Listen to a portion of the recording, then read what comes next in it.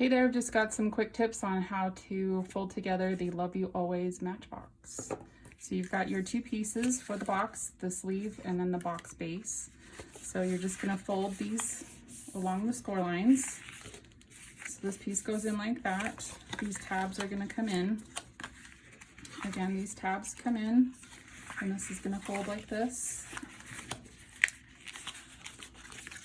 Then on your sides, I'm going to go up and over and back, up, over and back. Start with one side of the box, pull the sides up, tabs in, up and over, tabs in, up and over. That side goes in, and this guy's side goes in, and that will secure in that little eyelet hole that was there. Then you'll just fold this, or rather unfold it.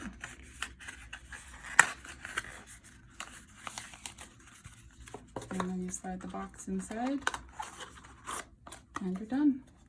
There you go.